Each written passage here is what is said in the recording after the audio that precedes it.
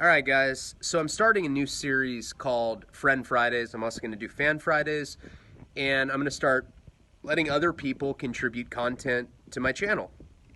Either people I know in real life will be the Friend Fridays, subscribers will be the Fan Fridays. And for the first inaugural episode of Friend Fridays, I've chosen a good friend of mine. His name is Sinister Monopoly. He is making waves in the contemporary pop art world, but he did 10 years in the feds for selling marijuana. He was a kingpin. He was on some big boy shit. Right now, I am at a $100 million mansion. It is not bullshit. This is a private theater in this house. This place. I mean, this is, I'm not exaggerating. This is $100 million property that I'm at right now. And we're just, go to the concession stand. Look at this place. Just that painting right there, $300,000. Maybe even more. Earlier he was telling me how much each of the art pieces were worth. There's a concession stand for the movie theater, and we're going to go into I'm going to get some Starburst, and we're going to go into the recording studio section of the house. There's some guys here just now filming a music video. This is one of the craziest houses I've ever seen. I'm gonna do a separate video where I walk through the entire thing just so you guys can see. I have never been to a place that's on this level. And the reason I picked him first is he's doing big stuff right now. He's getting commissioned to do pieces that he's giving to Floyd Mayweather. He just gave Floyd Mayweather one of his paintings for his birthday last week. And he's somebody that was making between $1 to $5 million a month selling weed. There's not too many people in the cannabis industry that you're gonna meet that were actually doing it on that level. He's already been on Fresh Out with Big Herc, but I've encouraged him to make his own YouTube channel because I think he's talented. I think his story is fascinating. And I think if you like my shit, you're gonna like his shit. He's not scared of talking about his experiences with butt-fucking conga lines. He jokes on the same level that I do, and he's just a genuinely good person. So I'm going to leave a link in the pinned comments and in the description for his YouTube channel. Help him out, subscribe. Let's get him going. I want you to do that for him, and I want to sit down. I'm going to ask him some questions. He's going to break it all down for you and tell you exactly what it was like to be a marijuana kingpin, to make $1 to $5 million a month. A lot of people have never even seen that kind of money, and it's fascinating. And on top of that, he went to federal prison for a decade, and he became an artist that's actually making an impact, contemporary pop art. I've always been a fan of pop art. Andy Warhol, Roy Lichtenstein, Mel Ramos, Jean-Michel Basquiat.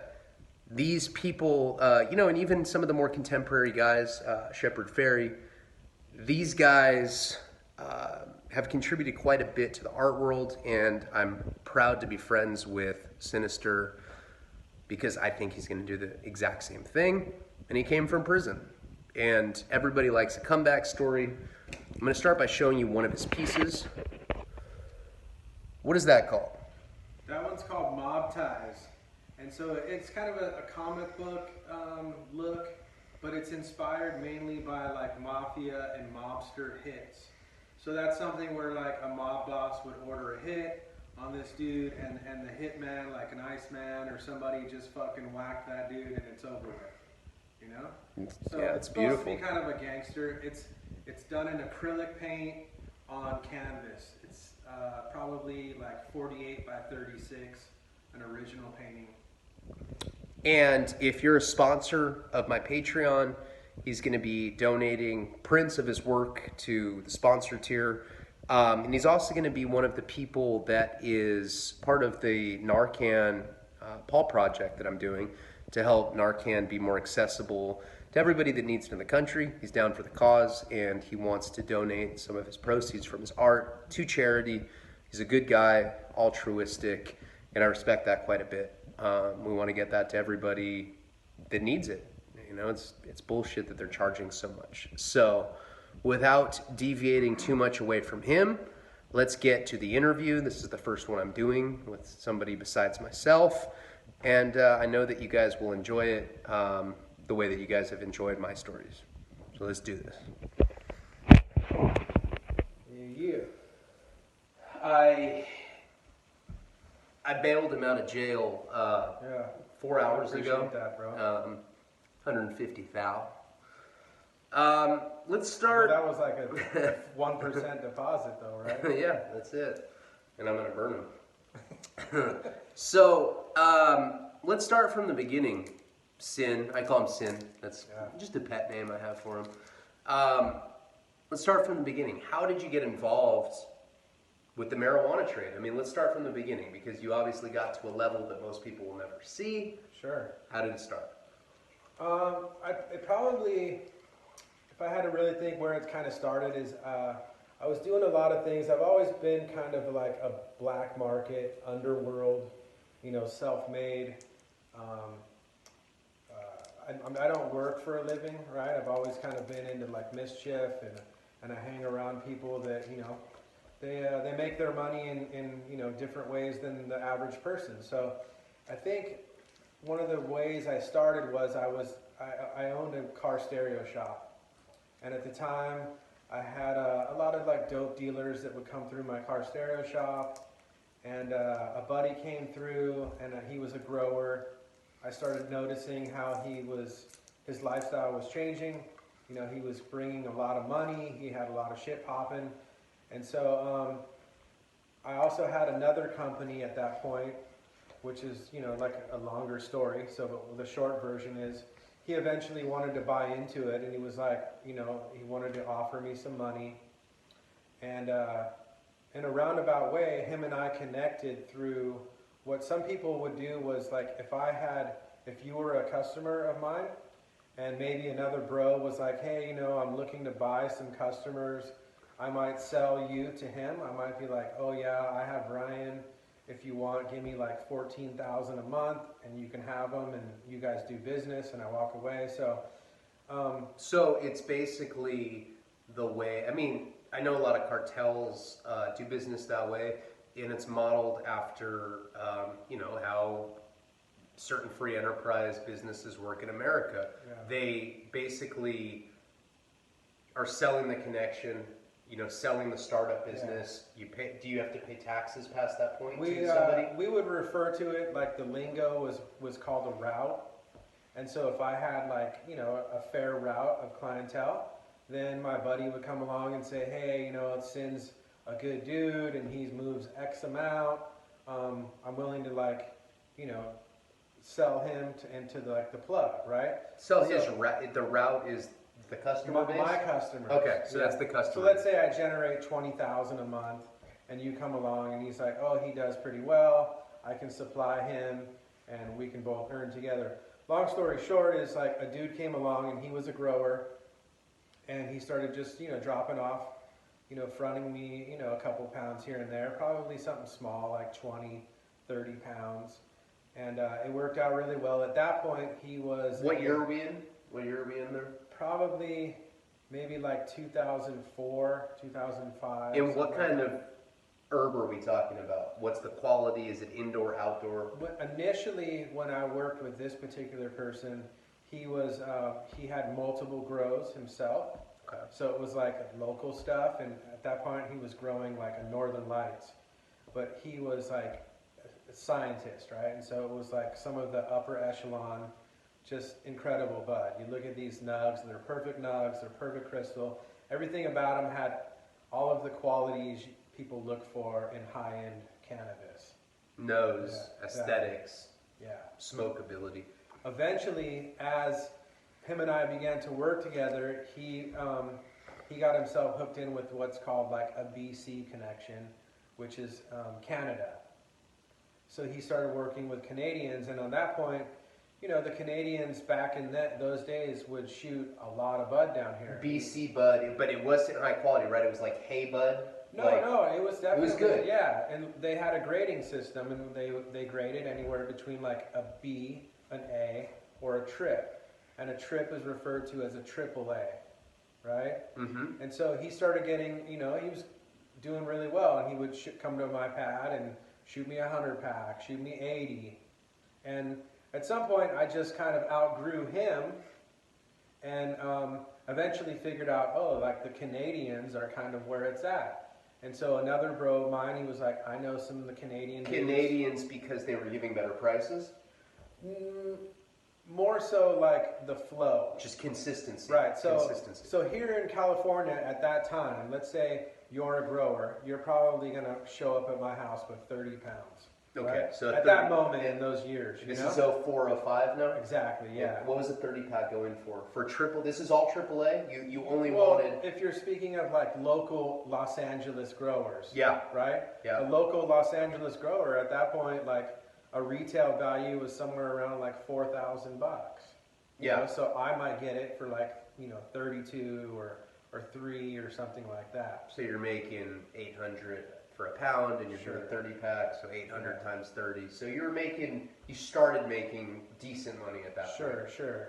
And then what happens with the Canadians is they're able to come in with like, they'll shoot across the border, 900 pounds, 1,000 pounds, and it's all indoor, and it's all, some people refer to BC bud, and it's not that great. But That's what I always thought. I thought that when I thought of BC bud, I thought it was like, tasted like hay, didn't smell. When I remember in that time, 05, BC bud had a negative connotation. Do you know what I'm talking about? For sure, yeah, it did to some degree. But, there was also, I would get so many different strains would come through.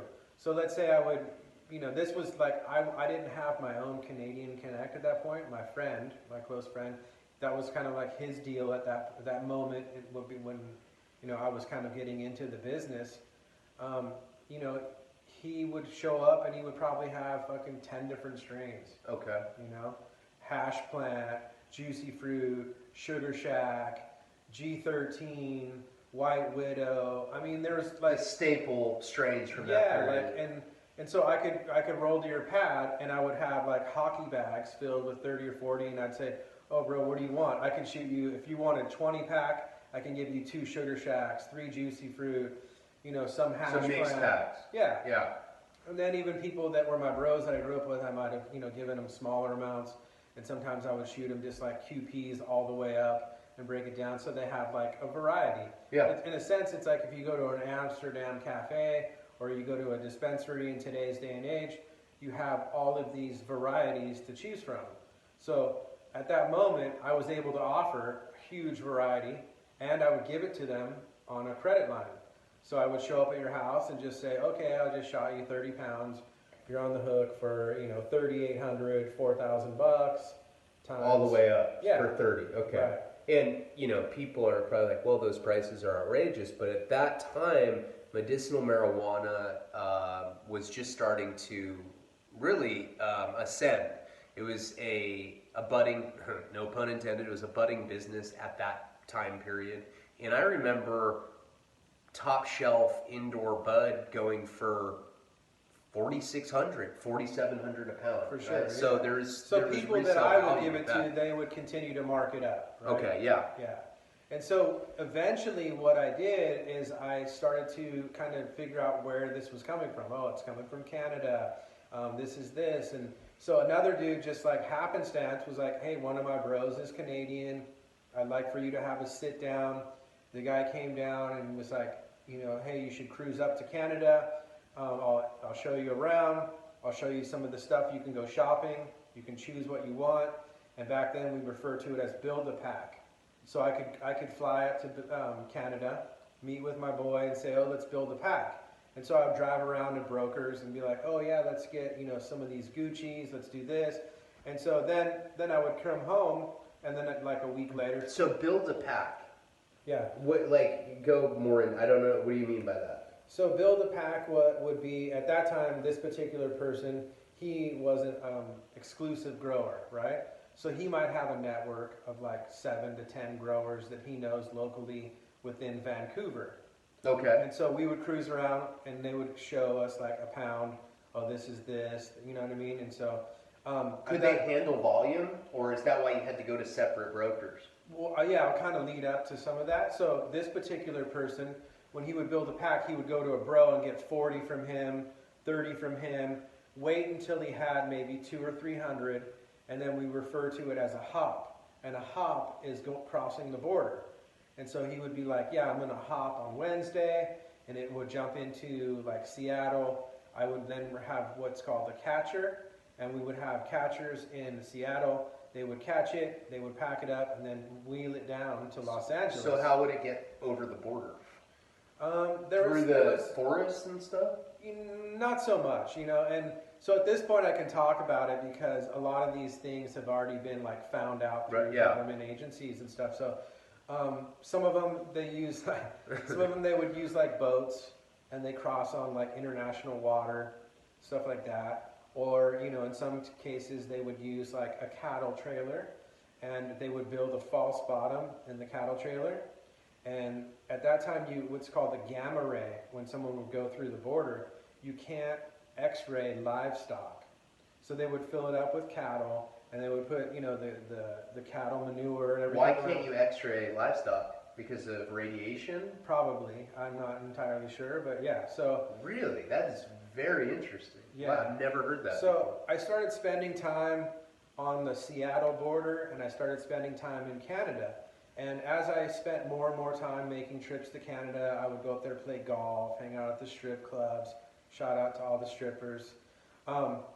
So at that point, I just started kind of networking, and eventually I ran into like one of the biggest guys in Canada, right? And so he worked with an organization, and the organization was, without mentioning names, probably some of the biggest dudes in the entire like world, right? So it's like, it's almost like gang ties, we'll say, right?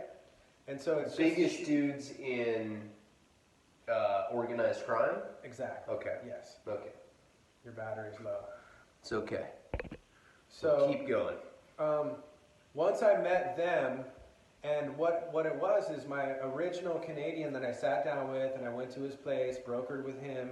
I eventually was like, you can't feed me enough. I kept saying, I want more.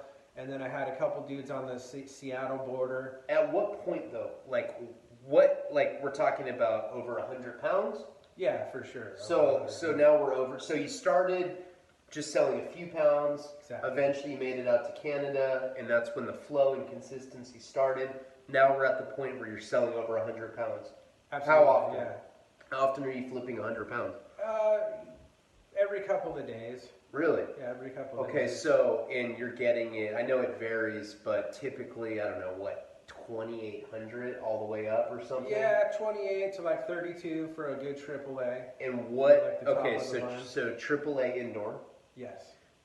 Top quality indoor, and like nowadays we're talking marijuana's legal here and a number of other states. It's like if you're buying 100 pounds right now, 16, 17, 1800 all the way up. So one thing that really just kind of like evolved with what I was doing was I was going around to like local dudes here in Hollywood and LA, and a couple buddies had some kush. But, you know, and he was, and I hung out at his house one day while a couple guys came over, and they were buying like pounds for like $6,000. And they would like say, "Oh, bro, you only have fucking BC." From out of state or no, like California guys? Yeah, or buying pounds for 6,000. Single pound. Yeah, single pound. Okay. Or they'd come and buy an ounce for 700, and I was like, "What is going on? You know, like what is this, right?" And at the time, I smoked and I tried it, and I was like, "Wow, it's really." You know, it's definitely a huge difference. Like has a distinctive smell. If you're in a nightclub, you definitely know somebody across the room is smoking kush as opposed to like a high-end exotic. You know what I mean? Yeah. Like there's that distinctive smell. So I just basically was like kind of shocked. You know, he kept like degrading. Oh, you got BCs. We need kush. So then I was like, well, let me get some clones. I talked to my boys, what I call is up top, the Canadians, and they said if you're able to, you know, shoot us the clones, we'll manufacture what it is that you want. In Canada? Yes. So you're taking top shelf California bud, Yeah. and you're mass producing it in Canada at this point. Okay. So at that point, Wow, and pounds were going for 6,000. yes. Wow. So here's the thing. So back then, when Kush was kind of new in the scene in the LA area, nobody had large amounts. Like they might say, "Oh, I can get you 5." Very I can get you boutique. 3. It was Yeah, very absolutely. high-end boutique There's stuff, no yeah. dude that's gonna roll over with duffel bags and say, "Oh, I have a couple hundred. What do you want to do?" 10 You know? packs, right? Right. 10 yeah. packs. And I was even around was during that hard. period. Yeah. I was yeah, like, yeah, bro, I remember. fuck, can I get something? You know. And so as I started kind of like learn this, I was started begging these dudes like, "Let me get some clones." And finally, I broke him, and he was like, "We want $100 a piece," and he sold me 50 clones. And so I went ahead and bought the clones, and I gave them to the Canadians, shot them over the border, and I just kind of waited. And at that point, back in the day, we would get them in vacuum sealed. It almost looked like a record, It was like 2 packs. Sometimes 2 pounds would be in there. It's totally flat, all vacuum sealed, commercial grade vacuum sealed. But still, the buds you got nuts. Quality. It's not flattened. So much so to where... Is it flattened or No, is no. the buds are It's funny preserved? that these guys, the main dudes that I'm working with that was like organized crime, I would meet with them at like UFCs, and there would be 10 dudes in the room, and they were catering to me. They were asking me, "How do you want us to package it? How do you want this?" And they wanted to learn what it was that I needed to fulfill and increase their business. So I started, telling them, this is how I want it to be packaged. Because there would be times where they would send me something that was dry, and at one point I got a huge load that had lettuce on the top, and I was like, "Are you fucking serious? Like, the lettuce is creating mold." Yeah. And like, who does that? Yeah, you can't have moisture going to the Yeah. bud And like so, that. Wait, so let me just get this correct, because it's a complicated story. These people were essentially bankrolling you. Absolutely. Yes. They saw that there was success with AAA, high-end indoor herb coming from California. They were located in Canada. They had a lot of money because they were organized crime figures. Absolutely. And they said, let's emulate the success of the best quality herb. Well, no, that was on my behalf. Like, I convinced them. They didn't know what Kush was. Well, yeah, it was new. And I was like 06, right? Yeah, 05, 06, when right? I explained it to them, they were like, "Oh yeah, well, as long as," I even told them, "I'll pay you guys more." And they were like, "You don't have to pay us more as long as you move more."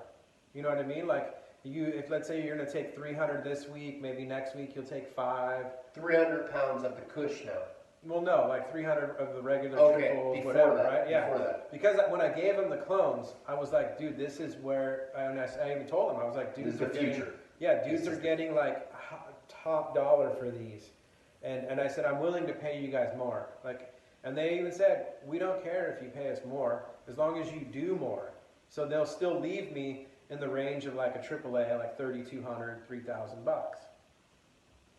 So what I was able to do is I shot them the clones, I waited, and they would write with a Sharpie on all the bud, like what the strain was. Mm-hmm. And then at one point they started writing like Yankee Kush. And when I first got them, I was like, "That's not it." And I got really upset. And I was like, "Are you giving it to someone else? Like, why is it taking so long? It's been a long time. I'm waiting." And I kept promising my local boys and my bros, like, "Fuck, I shot the Kush up there. I'll be getting Ks." And then a load came through, and it was like 75 of them. And back then, a lot of people may not know, but I used an encrypted phone. And so it was all, we had our own server, and there was a BlackBerry, and it was instant messaging. You can't actually call and make a phone call. Where did you get something like that? Where these- was that available? I've never seen one. That was actually a Canadian product. And there's a lot of connections up there with like other forms of organized crime, and you would go to like a low-key office and purchase a phone for like $1,500. Dudes that were kooks and didn't know, like if you didn't know any better, they might be like, "Yeah, I have a phone that's 10 G's. You know what I mean? And wow, there's all these things that come along with it. Interesting. They call it PGP encryption. And I've heard of that. Yeah. so okay, I know what you're talking. I started, I always communicated through an encrypted phone, and I started hitting them when the first 75 came, and I said, finally, like, that's it. That's what I'm looking for. So not long after that, it literally was like, okay, 300 came today, 400, like every few days, sometimes even. So you got upset and it kind of. Well, then it started to come, hard and heavy, I guess, right? Because if I understand correctly, you could offload whatever amount they gave you. Is that accurate? Yeah. Because it was in a few days. What were you selling them for? Well, okay, so when the Kush first arrived in LA area, it would go for anywhere between, like, I might take it to you for 52. 52 is a big common price back then, I remember. Yeah. And then so you might go and dump it for like 57, 50, 55, whatever, sometimes 6, Jeez. Depending on how good you are with your clientele or whatever. So here's the thing with me, bro. I was still paying like 32 or 3,000 bucks, and I actually started to feel like kind of bad for my bros, because let's say I cruised to your house and I just charged you 5,200 and I paid 3,200 and I just made $2,000 profit on, whatever the case is, 10 pounds, 20 pounds. So they're making a like point, $300, half a point, yeah. 3 points at the most, right? Yeah. 3 points But at the most. at the same time, I'm the one that set that myself up for that. So, it's like when Frank Lucas from American Gangster goes to Vietnam and brokers, heroin from Vietnam. Yeah. So I went to Canada and I brokered this deal, and it allowed me to make anywhere between like $1,500 to $2,000 on one. All the way up. All the way up. 75, 100, it didn't matter. Just stick. So now you can imagine, like, every week I might get 300 to 500 every few days. So that's when like things really changed as far as like leveling my money, right? Next thing you know, I make a couple $100,000 every few days. So what was it like going from, making 5, 6, 7 grand a week? I still made good money. But I still now you're made more than that. Yeah. Oh, so you're making more than that before that period? Yeah, exactly. So you're making what, like 10 grand a week, something like that? Something like that. Okay, Yeah. so that's what kind of money I was making in my peak. I never got above that. Yeah. What was it like? Because I remember what it was like to make $10,000 a week selling drugs. It seemed like I could really do pretty much whatever the fuck I wanted. I mean, that's what brain surgeons are making. That's what they make. For sure. No, that's what they make. Yeah, that's about what they make, right? Give or take. I like to say that I didn't graduate high school. I made more than brain surgeons. That's it. Yeah. So what was it like going from that level of money, about 10 grand a week, up to what, you're making a couple $100,000 a week? Yeah. So it just was kind of like an overnight thing. thing. Okay, so what was that like, and what were you doing with the money? So of course you can just imagine the things that come with that, and so I tended to be a little bit flashy, and some of the guys that were like my roots to like teaching me the industry would always tell me, like, bro, I drive a minivan, I have no jewelry, I do this, and try to guide me into being more low key. But it was difficult for me because I at one point went through my car stereo shop. I got really involved with a Porsche chop shop ring, and so through that I was like full on Porsche guy. So at one point I've owned every single color you can think of: white, red, yellow, slant nose, convertible, Targa. You were getting them cheaper than commercial value anyway. Right. Okay. So then it just starts with like Porsches, and then it's Harleys and boats. And then at the time I was like, I grew up in Manhattan Beach, California, what we refer to as the South Bay. It's a very upscale neighborhood. It's very affluent. I grew up there because my parents moved there in the 70s, which allowed them to afford it at that point. Yeah, very expensive. But now, nowadays a house in Manhattan Beach is maybe... Median 700,000? No, like 4 million to 10 million. The median? Yeah. A teardown in Manhattan Beach is like 2 million. Really? Yeah. Wow. That's out of control. Yeah, it's a very nice area. And just so people know, because there's a lot of people that watch that aren't from California, Manhattan Beach is where Boston George moved when he initially moved to California in the film Blow, just to illustrate what that might look like if you don't know where it is. So Boston George and I have some things in common. So eventually as I was doing all of this, we refer to it as K's or Kush, and what I had sent up was Bubba Kush. Yeah. And so at that point too, they did like a cross of it, and they crossed it to create like larger nugs. So originally, a lot of Kush comes in like smaller pieces. So the Canadians crossbred it in order to, you know, get like a larger weight out of their crop. To make them denser? No, just like Just larger a better golf yield? ball. Better yield? Yeah, better yield. So you're getting like 300 pounds. When was it? Do you know what the yield cycle is? Like every 60 days or something with Kush, right? Every 60, 75 days? Right. And then so with the Canadians, I was always impressed. They would always tell me they could get 2 pounds per light back then. Where some of like local growers back in LA would be like maybe like 1 pound per light. And I was like, wow, you guys get 2 pound a light? You know, like. I knew you guys were getting half pound. Yeah, that's great. Yeah, That's so 2 pounds. Exactly. Wow. So doing what kind of right. led to inevitably being tracked by the FBI was, so the dispensaries came into California under medical, not actual recreational, what we refer to now. So this was during the Bush administration. And I believe that was probably around 2007, something like that. Bush was waging wars on this shit. When medical Kush, or Kush, medical marijuana dispensaries started popping up all over LA, it completely drove the price down. So what was 5,200 just started crashing. 47, 46, 3,000, goes all the way down to 44. Yeah, it just got really bad. Yeah. Mm-hmm. So I used to go to a lot of I was a comp player. At this point, when I made so much money, I would gamble a lot. And I would go to Vegas. So I lived a very lavish lifestyle. I had butlers, Maybachs. Like the lifestyle was just incredible, right? And pretty girls, lame shit. Yeah, like who wants whack that, ass right? shit like that. Lame. Right? So the market tanked, and a buddy of mine from Vegas who was, involved in the MMA world, and he was doing really well for himself. He owned his own organization. He came to me and he was like, hey, I have a crew that runs trap houses, and it's legitimate gang in Detroit. And I was already kind of shooting bud to Vegas, on little levels. I'd have a couple buddies truck it in and truck it out. And so he kind of convinced me. And was Bud, okay, I know there's people from Detroit that watch. Is Bud go for more money out there in California? Absolutely, yeah. So what were they paying out there for it? So at for the a time, single pound, or So here's kind of where the whole transition of where I eventually caught wind to the FBI's what we call going out of town, and I started sending it out of town. So my buddy comes to me and he's like, I got these dudes in Detroit.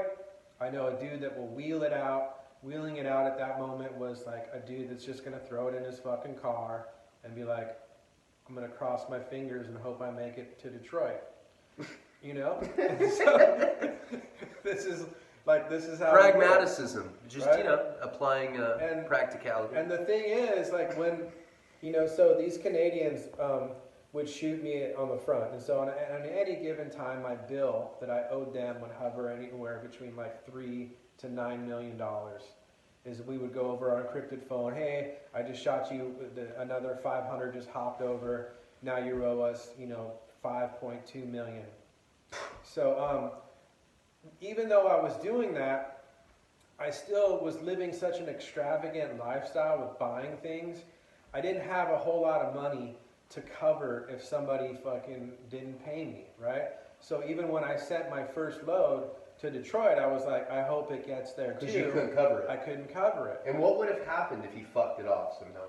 Well, part of the thing was with the Canadians is I never had to zero out. So it was always what we refer to as a carryover balance.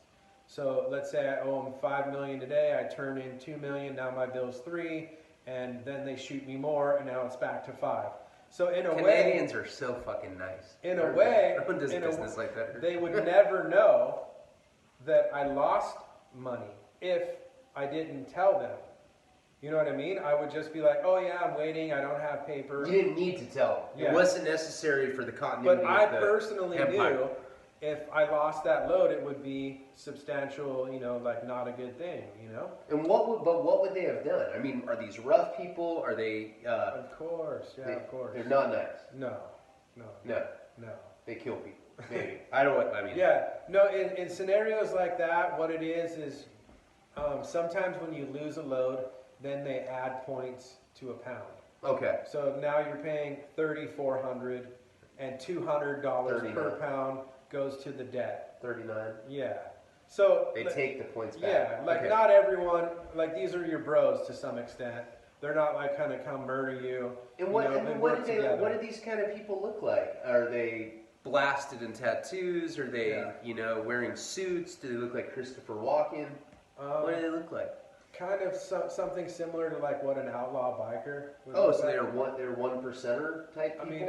I mean, I wouldn't want to say that, on the YouTube universe. Oh, no, yeah, I don't know. They resemble that. Okay. Yeah. So, but then also. So, but then if we're thinking about the archetype, it's like a Sons of Anarchy. Like a biker. Yeah. So, although if I did lose a load and it was because of the police, as long as I had legitimate paperwork to show them, like, hey, but my bro got clipped, we lost this, I could, send them a fax or take pictures, then it was a wash. Really? Yeah. But at that point, I didn't get, like, permission, or they didn't know that I would be sending it outside of my area, right? So that potentially could be on me, because it's like, yo, we thought you were leaving that in your backyard. We didn't know. So, going out of town, because it's a liability, generally unacceptable with these people? At that point, it was unclear. It's a crapshoot. It's kind of like... It's a crapshoot. Yeah. It's a big risk you're taking. So, when the market tanked in LA, all of a sudden, I just shot like an 80-pack to Detroit. At first, they're used to like stress bud. Nobody in Detroit... It's $250,000 worth of weed. No. It was like about $900 to $1 million is what they owed me. Oh, because they're paying so much more there. Back then I would charge them like $5,500. Oh my goodness, so, all the way up. Yeah, like 80 pounds times like $5,500. So they're like charging $80 an eighth type shit out there? I don't even know, to be honest. I think that's what it would break down to, but yeah. But I always say from a G to a P, whatever you want to sell. So I crossed my fingers and I was like, hey, let's have homeboy wheel it out to Detroit. He went in like dead winter. It was snowing. And the whole time I was like a nervous wreck. Like, I hope it gets there. When is he going to get there? Their time zones are different. He would hit me at like 5 in the morning. Hey, I'm at the hotel, blah, blah, blah. Even my Vegas customer, to some degree, was kind of a new client for me, And so they didn't know exactly in the beginning, they didn't know how to work with such a high-end, kush, right? So I was like texting them like, hey, how you guys doing? We've moved like 3, hypothetically. It's like such a low number. And I was like, whoa, bro. 3 pounds? Yeah. And I was like, what's going on? You know what I mean? Amateur hour. Right?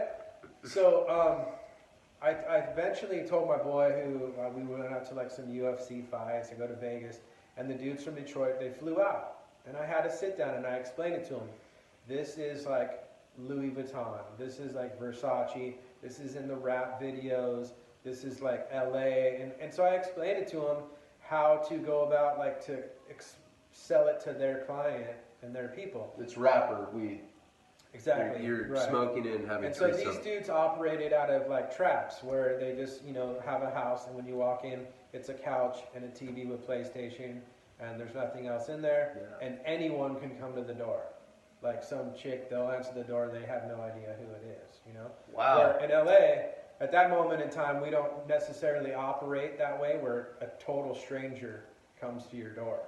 Most of the time it's your bro, and you're like, oh yeah, come And aren't the laws out that way a little more stringent than they are in California for marijuana, I think? Possibly. I always was worried about it because in the beginning I started taking trips to Detroit after I kind of gave them the rundown. I started going out there just to kind of like make sure everything was going according to plan, I would check into a hotel, have the dude roll in, grab a couple hundred.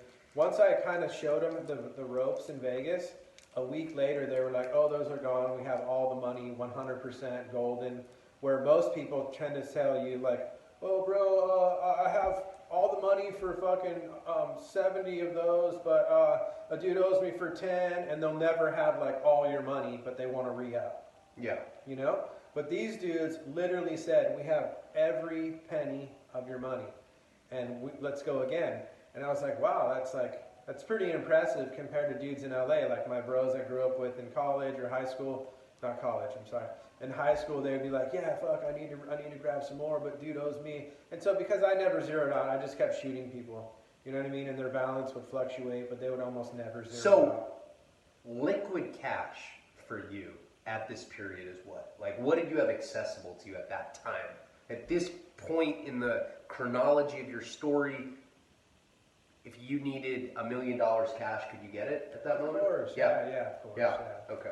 So at any given time, you can imagine, because I also owed the plug 3 to 5 million, maybe I'm owed, 7, 10. If I would go through, let's say, a notepad of all the people that owed me, I would always look at it as like my money's in the market. So let's say I owe them at the moment 4 million, but if I go through who owes me everything, I'm owed 7. Okay. Yeah, no. It makes total sense. So where did you keep the cash? So, wait. Your phone. Oh, it's still going. Where did you, because I know that even on the small level that I used to be on, cash was always problematic. You're not always getting, when you get $100. It's funny, when I first started getting my out-of-town money from Detroit, and they had tons of 1s and 5s. Yeah. And then you get a cash counting machine. Of course. Yeah. So, okay, continue.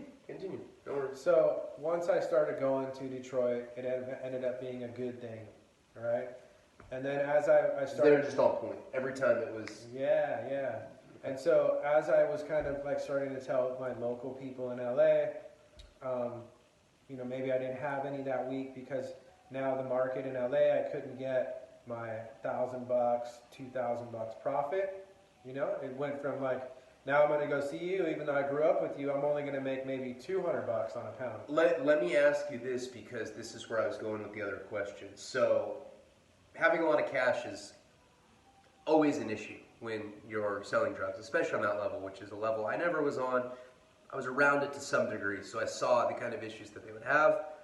Did you leave a lot, because you talked about having a lot of debts fluctuating, surplus, deficit, and there would be that fluctuation. Did you do that on purpose so that you didn't have to have all this liquid cash and have to deal with just the material problems that come with having that much money?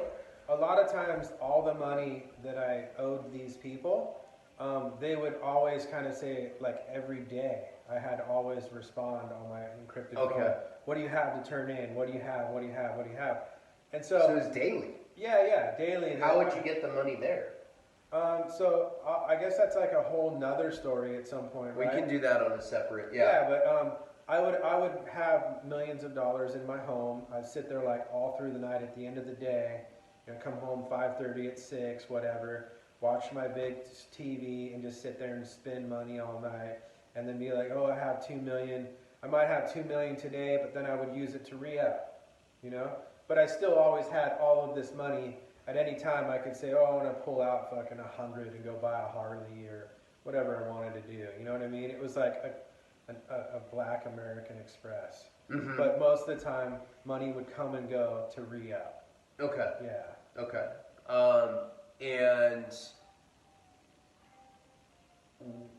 Okay, so at this point, did you own a house? Were you renting? Yeah, no. You bought a house. I bought a house. So you I actually owned multiple houses, and I at one point started.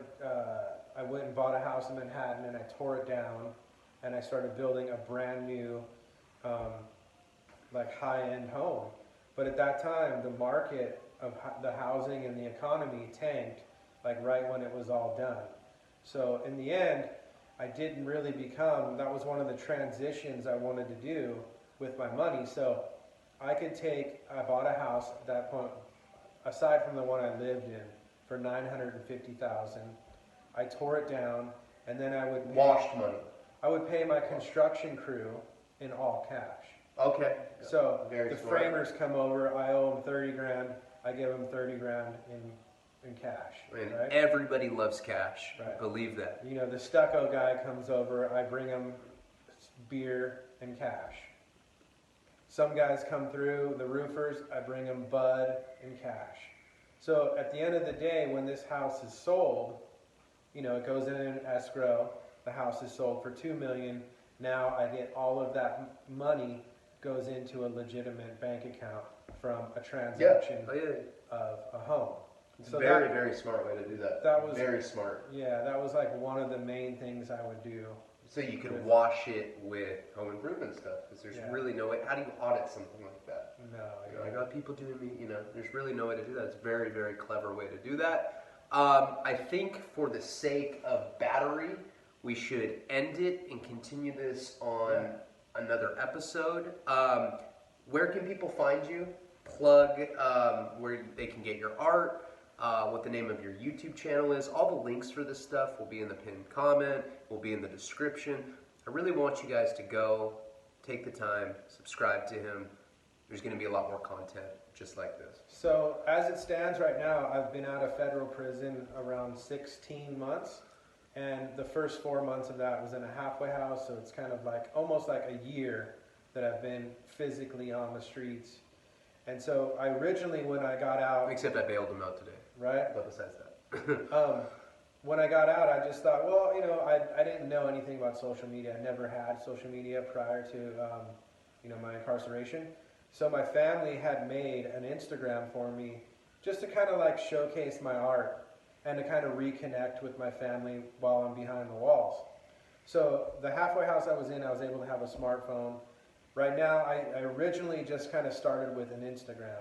And I thought, well, instead of doing like Twitter and Facebook and, you know, all these TikTok, all these things, I'm going to focus on Instagram. So my Instagram, as of, you know, since I've started, it's Sinister Monopoly. But now through like your channel and Fresh Out, I recently also started a YouTube channel, and I need you guys to subscribe because it looks pathetic. And how can you have these kinds of stories with 63 subscribers, right? So let's get that up. So I am kind of in the mix, and I'm going to work with Brian, and he's going to kind of guide me along and get me into the YouTube world. And at some point, we'll be uploading more gangster content, you know, and bringing the real stories. Yeah, absolutely. And I support his art. And then my YouTube is Sinister Monopoly. So YouTube and Instagram is the same. So Sinister Monopoly. Yeah. So go subscribe to his YouTube channel. Go follow him on Instagram. Check out the art that he has for sale. Remember, fairly soon when we launch the Paul Project, the nonprofit to help get Narcan to people that actually need it, want it, don't have to charge absurd prices. He's going to be one of the artists that's going to do some charity donations to help fund that. So it's a great cause. And you might want to let them know, like, this story, like the meat and the juice of it really hasn't gotten there. So if we want to shoot some to your Patreon as we get further into the story, at some point when I was tracked by the FBI, it just became gigantic. So we're gonna get all Detroit times 15. We're gonna get all into that in the second part of this video. Thank you guys so much for checking out the First Friend Fridays. Can you say Palabra? Orale. I'll say it. Palabra.